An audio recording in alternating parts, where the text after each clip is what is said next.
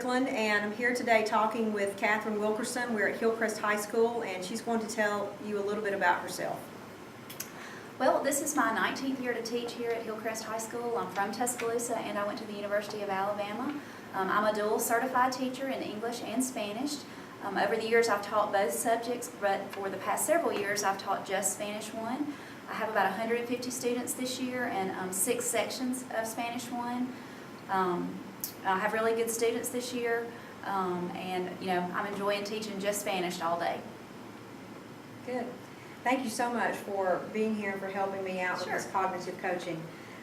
Just to tell you a little bit about what cognitive coaching is and how it can be beneficial. Cognitive coaching is simply just thinking out loud about your teaching. Very often teachers get into routines, we get into habits, and we don't really think about what we're teaching and the way in which we're presenting the information to our students, because it just becomes very second nature to us. And when we actually stop and we consider what we're doing and how we're doing it, it makes us more reflective of our practice, and it makes those little small things that we might do every day that we're not aware of come to the forefront, so that we can say, okay, well maybe that's why they're not getting this, or maybe this is why they are getting it. So that's what cognitive coaching is. It's just to help us to become more conscious of the things that we're actually doing and then how we do think about those things.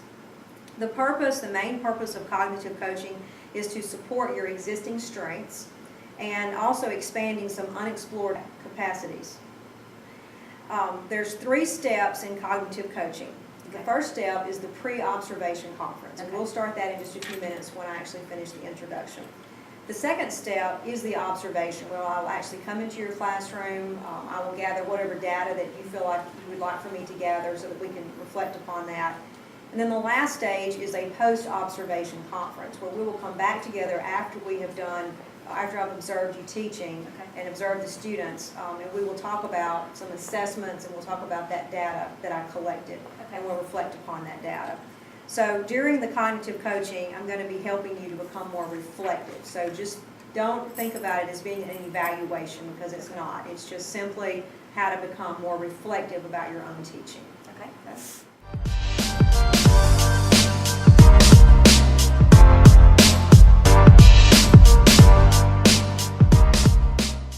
So as we start, can you tell me what class I'm going to be observing? Let's see, this is a pretty big class. Some of my classes are small during the day, but this is my biggest class. I think I have 29. It is a Spanish 1 class. There are a lot of guys in that classroom. Most everybody, they're trying hard. They're doing their best. I don't have a lot of behavior issues. Most of the kids that I teach are 10th grade, 11th grade. Very few 9th graders get to take it unless they just can't find a spot for them or they need an elective, and very few seniors, because by then most of them have those credits out of the way. So it'll be mostly 10th and 11th grade with heavy concentration of guys. Okay. For this particular lesson, what are the goals of the lesson? And I know that our school has recently gone to this posting of an essential question. Okay. So if that's your goal, what's going to be the goal for the day? Okay. Well, we've been working on adjectives in Spanish. How to use adjectives to describe ourselves and how to use adjectives to describe others.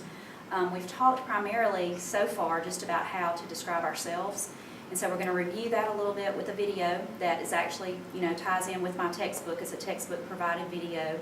I'll probably be stopping and starting that, making a few comments, and then they'll practice some written practice, writing about themselves, and then I'm going to introduce the pronouns for third person, he, she, and then they're going to learn how to talk about other people using the adjectives that they've been working with. So in answer to your question, the essential question for the day will be, how do I describe myself and how do I describe others using the adjectives in Spanish? Okay. So then basically for your lesson, what you're saying is that you're going to be introducing a new concept of adjectives? Well, we'll be reviewing the adjective themselves. That's not new, but how to actually describe other people is the new part. They've briefly talked about how to use it to describe themselves, but today we'll be adding in how to describe someone else, he or she. What are they like? So through this new content, then you're going to be showing a short video that helps them to know how to do that, and then they'll actually do some practical practice after that. Right. They'll see it in context, and then they'll get to do it themselves. Okay. All right, good. how are you going to know, or how will you measure whether or not your students have actually mastered this, whether or not they're able to use these new adjectives? Well, okay, the first thing that we'll do is, of course, the written part, and I'll be traveling around the room, kind of looking over their shoulders, answering questions, and I'll just be able to physically see, on their classwork, whether or not they're understanding how to do it. And then towards the end, they'll actually be doing it out loud in front of the class, describing their classmates. And then the very last thing that I'll do is I have some pictures of some famous people that they'll recognize, I hope. And then they'll talk about those famous people, out loud. They'll write it, and then we'll do some, interaction with each other. They'll interact with each other, they'll interact with me, and they'll describe the people that they see on the screen. And so just from, from their written work and then from their verbal work as well. Okay. When you're teaching Spanish, is that a common strategy that you use, is to bring in maybe superstars or famous people to help them? Well, hopefully that engages them more than just some random people of pictures in the textbook. So I always try to relate to them or do something that, is where they are. I think they appreciate that, and it's not quite as boring. Absolutely. How do you decide on what strategies to use? So you mentioned the videos and the famous people. Well, I try to put myself in their spot. If I'm bored with the lesson, they're bored with the lesson. And this technology generation that we're raising, they have to be interacting. They have to be engaging with something. And I'm sort of the same way. I'm grading papers, I'm on my cell phone, but I've got the TV on in the background. And as much as we try to fight it, I think it might be time to just embrace it and use it to our benefit. Okay, very good. When I actually come to your room and do the observation, what are some things that you want me to look for during the lesson? Like, for instance, is there something in particular that you need help with, or are there some skills that you want to perfect that maybe I could look at and just observe how the students are interacting with you or not interacting, or what can I look for to help you? Well, I take it kind of personally when the kids are not interacting or not paying attention, and so my goal most days is to try to engage every student. And so I really do try to use the space in my room well, and I travel. I'm not a podium teacher, and so that's the main thing. If you'll just kind of watch, make sure I'm traveling, using my space well, interacting with everybody, not leaving anybody out. I guess those types of things. Okay. So what I've heard you say is that you want me to look for where you are in the room, your positioning in the room, to make sure that you are maybe covering all the area in the room. Right. And then also to watch during the lesson how the students are interacting with you. Yes, that sounds good. That's right. Okay. Now, would it be beneficial as well for me to maybe keep up with how much the students are actually participating and which ones are participating more? Would that be beneficial? Sure. Or how could you use data like that? Well, I would know which areas of the classroom are the weak areas, whether it's the back or the side, the middle, whatnot, because, seating, maybe a seating chart would be a good idea if I find that there are pockets, or it can remind me or help me to direct myself during the lesson to make sure I'm hitting those areas maybe extra or something like that. Okay. So just to kind of recap, I will see you then tomorrow during second period for the observation, and that starts around 8:40, 8:45. Right, that's right. And it's a 50-minute class. And where would you like for me to sit in the room? Like I said, that's my big class. The desks are full, so probably just at my desk will be fine, in the back of the room. Okay. Yeah. All right. So I'll do that, and then I'll be looking for interaction Okay. between you and the students, and then also where you are positioning Spacing, in the room. right, Yes. positioning. And then after we do the observation, then we will come back together either that day, if it's convenient, or another day, and we'll talk about everything and sort of reflect on the lesson. And so keep that in mind while you're teaching, that we are going to be discussing things so that we can both be cognizant of what's going on in the details. Okay. All right. Well, See you thanks. tomorrow. See ya.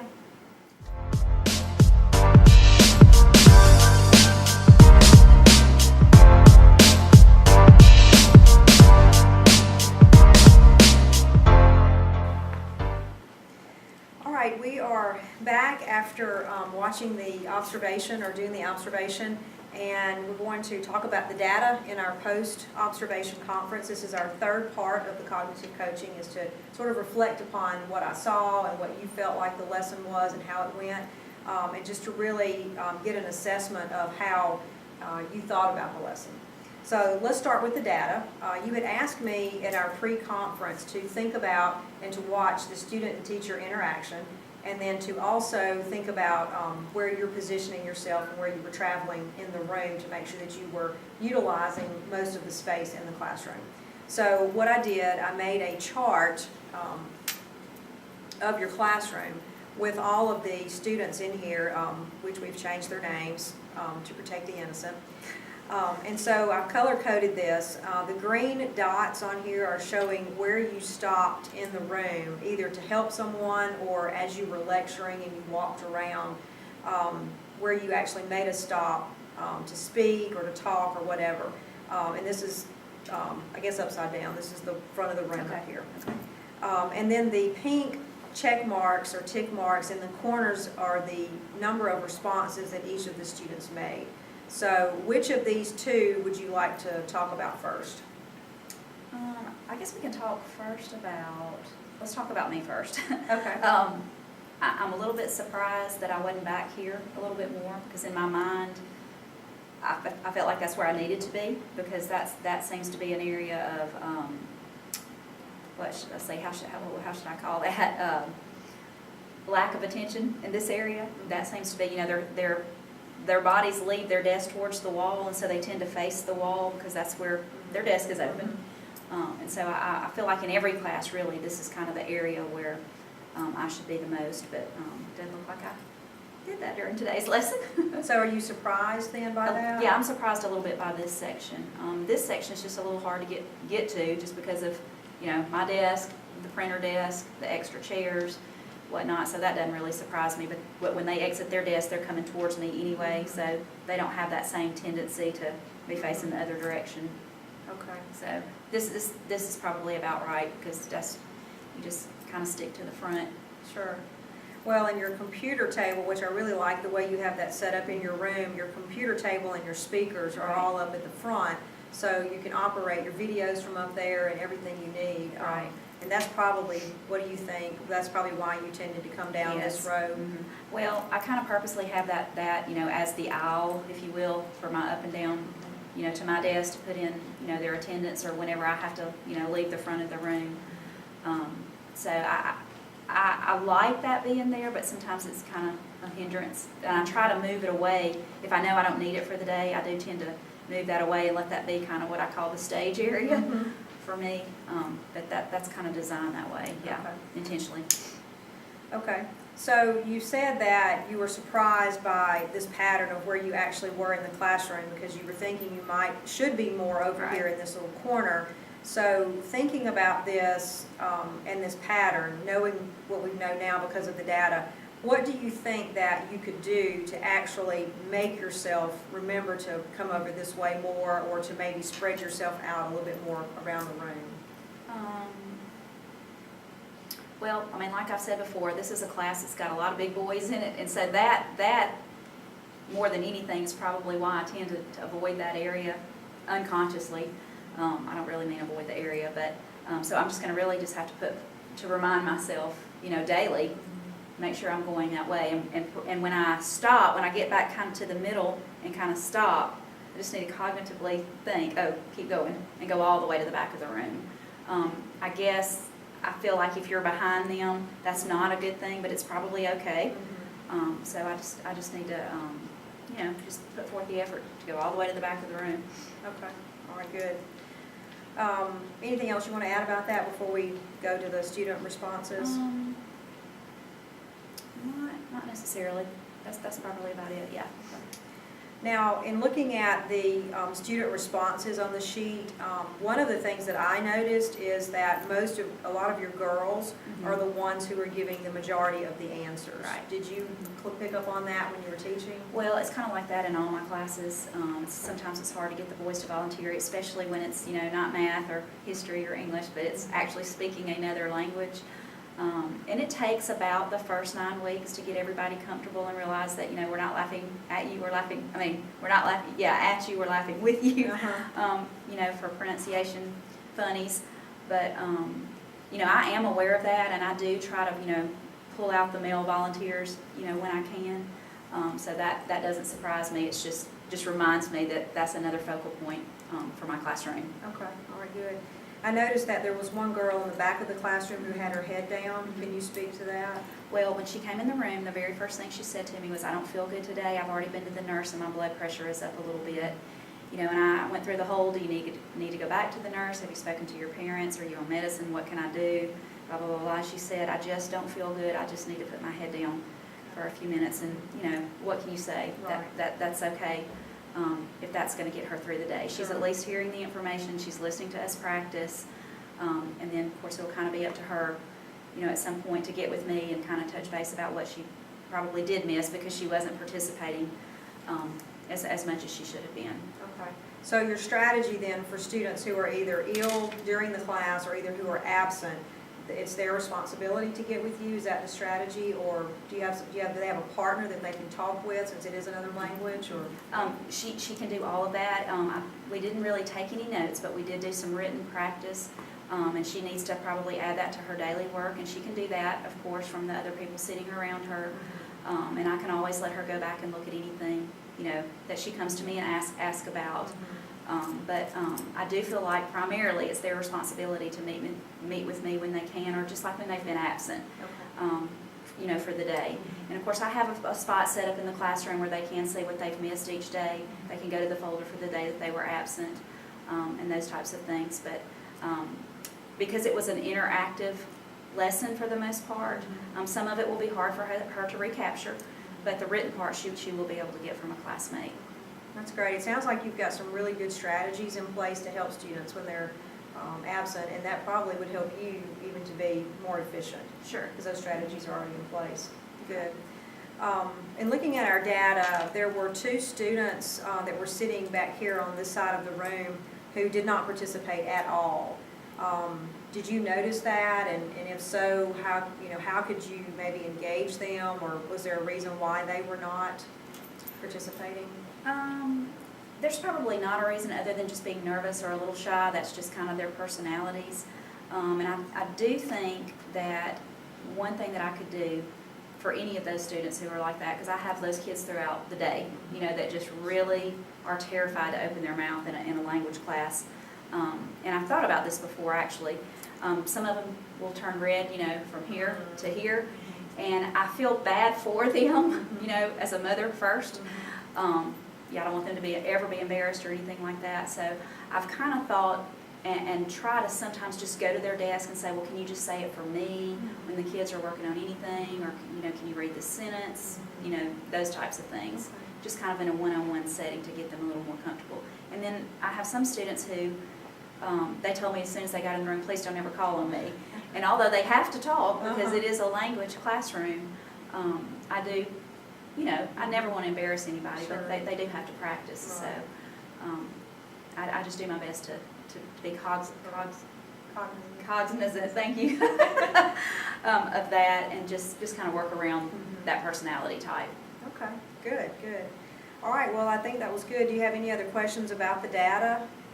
Was this helpful? Sure, yeah.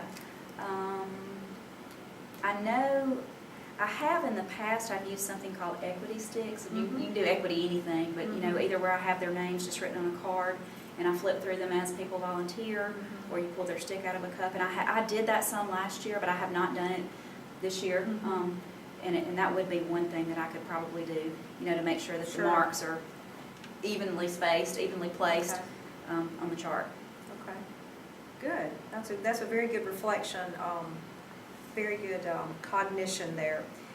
Let's transition and talk more about the actual overall lesson. So when you think about the lesson, just overall, how do you think the lesson went? Just from what we had discussed in our pre-conference, how do you think it went?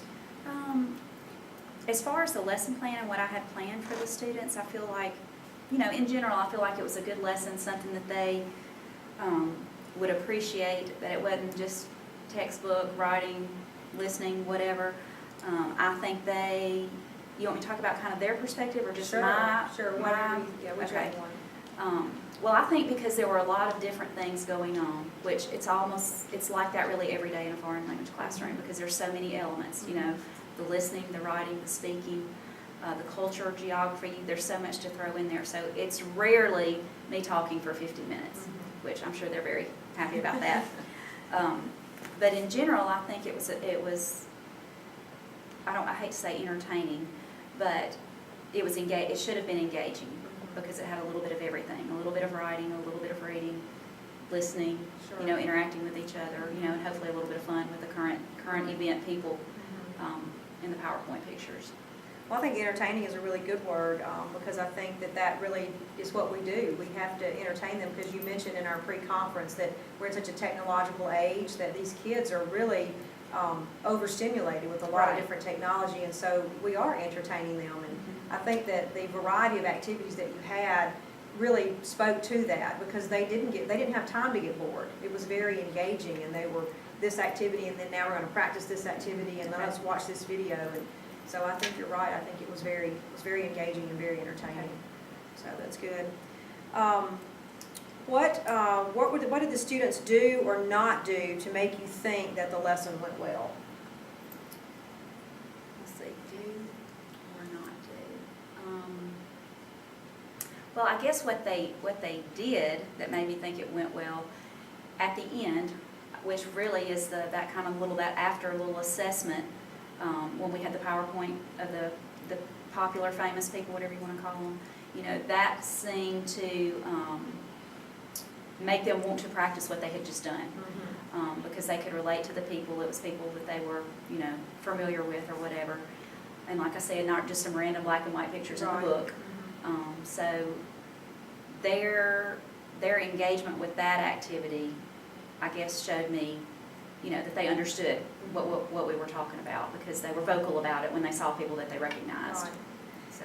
And since our audience didn't see the actual activity that we're talking about, she had put up some pictures of some famous people, and then they had to, with their Spanish vocabulary, they had to actually describe the famous people. And it's people that they would recognize. Like one of our adjectives that we're learning is funny. And so Will Smith was one of the pictures. Obviously I wanted them to say that he was, you know, a comic, that he was funny. That should have been probably the first thing that popped in their head. Steve Jobs, the creator of Apple, was one of the people. They knew that he was very rich and very smart, obviously, to create the Apple company. You know, people like that. Good. So what you're saying is that their participation with that particular activity helps you to know that it was a really good activity and that they were Yes. engaged. Yes. Okay. Good. Well, and they responded like teenagers respond. You know, if a famous basketball player, they want to make some basketball hoop noises or whatever, you know, and if it's somebody pretty, they want to comment on that as well. If it's somebody they've never even heard of, for example, a lot of people weren't familiar with one of the country music singers, and they were like, who listens to country music, you know? Right. So they were engaged in other ways too, you know, personality-wise too. Good. Okay. Do you think that your students achieve the goals that you had set out for them? I do, and like I said, it's that very last activity kind of proved that, because then they wanted to volunteer, and they wanted to be talking about the people that they saw on the screen. Sure. Just because it was something that they were familiar with. And I'm sure you had mentioned earlier also that one of your strategies in class would be, since you'd already talked about adjectives maybe the day before or so, I heard you continue to refer back to that lesson from yesterday as you were adding that new information. Right. Is that something that is just common? Yes. Common strategy for languages? Yes, because, and I tell them from the beginning, everything that we do tomorrow is going to build on what we do today, so make today count, because tomorrow we're adding to this. We're leaving, you know, we're not going to leave any of this out ever. It's going to go with you all the way till May. You're building constantly, you know, putting your skills to use and growing your Spanish knowledge. And so, yeah, that's something that I do really daily. Good. How do you monitor student behavior during class so that you'll know when somebody doesn't understand? Well, I usually say to them, you know, I know when y'all are faking it, you know, don't try to fake me out. How do you know? Well, first of all, I travel. You know, I like I said earlier, rarely am I behind the podium, and I do travel. I'm constantly looking over their shoulders. And I have the kind of rapport, you know, with my kids that I'm able to say, obviously you don't know what's going on right here, let me help you. And I remind them that they give me a paycheck at the end of every month to make sure they understand the information. And so I just kind of check on them, you know, throughout the period, whether it's looking over their shoulder, make sure they're doing the written work, or, you know, the volunteering, the people who volunteer, obviously they know the answer. And I just kind of try to be aware of who's actually practicing, either you know, in writing and out loud as well. Okay, good. That sounds like some really good strategies. How would you change your teaching if you noticed that somebody didn't understand? I know that you just said that sometimes you'll go to their desk and ask if they don't understand, but let's just say, for example, that the majority of the class didn't get this particular lesson on the he and she adjectives. Okay. What would you do, what would you think about revamping for the next day in order to represent that information? Well, if I'm ever really worried, like I can just tell that the kids are not getting the information, first of all, an exit slip is always really good. I don't know what you call it when you don't do it as an exit slip, if you do it in the middle of the period or something, but some kind of small, you know, assessment. And then you can't go on usually in the language until they've mastered whatever it is you're talking about. And so we just remediate. We do additional listening, additional speaking, or additional writing, you know, whatever it takes for me to feel comfortable, you know, introducing the next concept. So what are some ideas that you learned while just thinking about this lesson and in your preparation for it? Well, one of the things that I do in my classroom, as I've mentioned earlier, was the videos that go with the chapter are really good and well done, in my opinion. And what they've done is they've taken kids from different Latin American countries, and they've actually gone to the places, these different countries, and filmed the kids, the students, in these settings, these real Latin American settings, and they're using the vocabulary in context, in real life context. The particular video that we watched today had 2 girls and 2 guys. The girls are talking by email with the guys, and the boys were in, I think I'm saying this right, the guys were in Texas, and the girls were in Mexico at an internet cafe.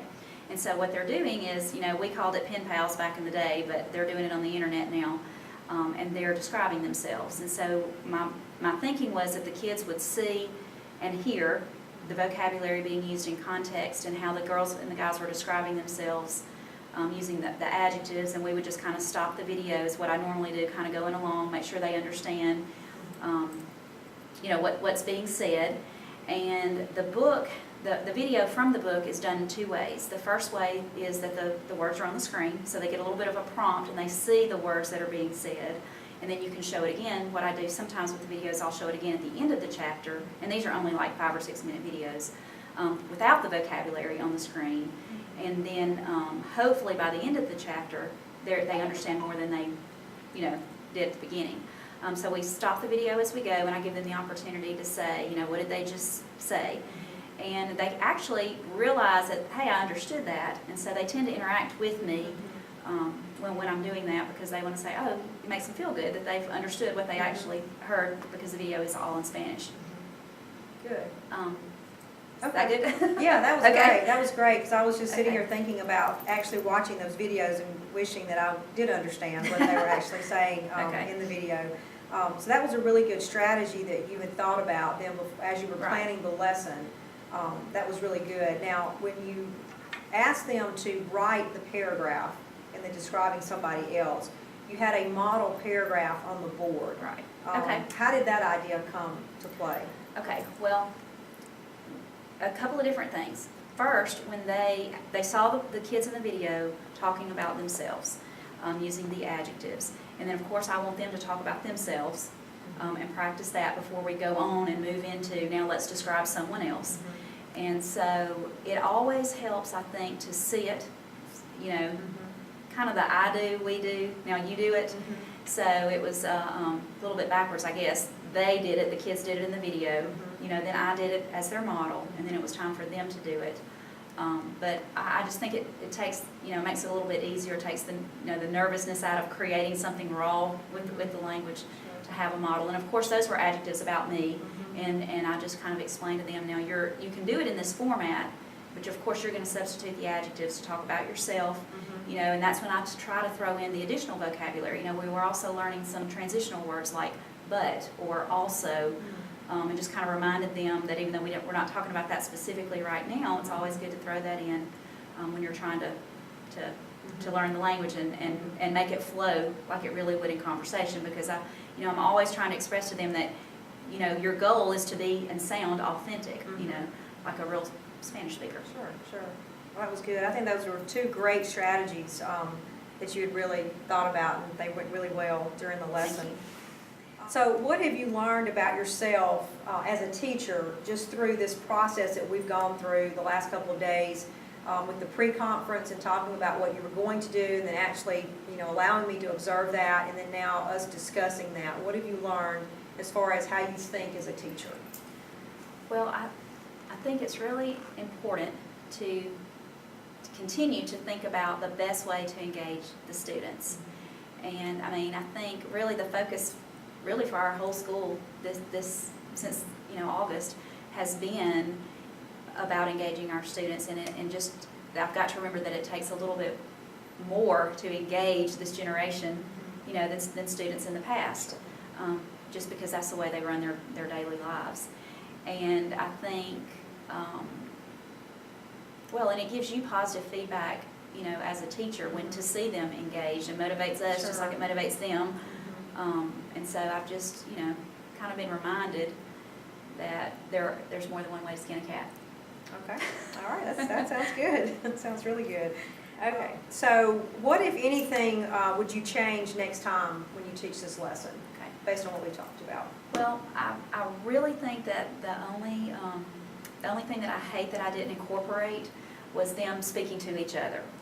You know, maybe a turn and talk where they describe the person sitting next to them, or, you know, they could even, you know, talk about, you know, their Spanish teacher or their history teacher or just somebody else in their, you know, in their daily life. They didn't really get to interact with each other and practice, you know, the adjectives in the third person. I think they're pretty clear on how to do that about themselves using, you know, the correct verb form, subject verb agreement or whatnot. But I would have liked for them to, you know, have been able to interact with each other, to use their words in context. Okay, so what I hear you saying there is that perhaps if you taught this lesson, maybe as an extension even the next day, or if you taught it next year, that one of the things that you think that would be really helpful to them after the video and then after the practice would be to actually turn and talk to their partner or somebody else in the room about what they had written. Right, or even about what they've written about themselves. They could share their paragraphs that they wrote about themselves, or they could just, you know, interact with each other, you know, about a third person using the pronouns he and she that we'd already learned. Okay. And they could, you know, describe other people in the classroom, or, you know, really they could do both. They could share their paragraphs, and then from what they've learned about each other, then they could talk to maybe even another person and say, well, he is this or she is that, Right. based on the information that they got from sharing their paragraphs. Good. How does having them to share things that they've actually written in a different language, how does that help their confidence? Well, lots of ways, really. Their pronunciation, when they do work in groups or work in pairs, I always say, you know, this is your opportunity to perfect your speaking. If you hear, you know, your practice partner pronouncing something incorrectly, then always help them out. And then, of course, they're actually doing it in context, like everyday speaking would be. So I think that's helpful as well. Okay, all right, very good. How did this coaching session help you? And of course, we're talking about all three parts of that, not just our last discussion, but how do you think the whole thing has helped you as a teacher? Well, it always helps to have another point of view, and it helps to have somebody in the classroom, because you're for one, you're not, you know, it relaxes you the next time somebody comes, and that's part of the teaching process is to be observed. You know, hopefully, even though I've been doing this for 19 years, I'm still growing and learning, and I always appreciate the feedback when I have an opportunity to do anything like this. And of course, because I have so much respect for your opinion anyway, it's nice to have you there. Thank you. It's just always good to get feedback and get some kind of, outside thoughts on your lesson. Okay. So, you know and understand that I'm doing this particular cognitive coaching exercise because I am getting my administrative certificate. Right. Mm-hmm. So I do plan on using these techniques as an administrator when I'm trying to help my teachers to become better in their craft. So thinking about this three-stage process, what do you see that I could do differently to make the process even more beneficial for other teachers? Well, I think this process, the three-step process, is good because it's more than just a number on a paper and a good job. We have been able to reflect and really think about all steps of a lesson in general. The planning, the producing, performing, whatever you want to call it, and then just being able to sit down and talk about it after the fact. And really, it's getting the teacher to talk and really to think about it. And I think that's very beneficial because, your feedback causes me to maybe think about going into a different direction, expanding on what I've already done, adding to the lesson, taking something away. That's just better anytime you can interact and have a conversation about your lesson and about what you're doing. Okay. Well, thank you very, very much for participating. You're welcome. And it was beneficial for me, so I hope that in some way it was Yes. beneficial to you. Yes, So. it was, and I thanks for coming to my classroom, and Sure. even though I'm a 19-year Veteran. veteran, I appreciate the feedback as well. Sure. Okay.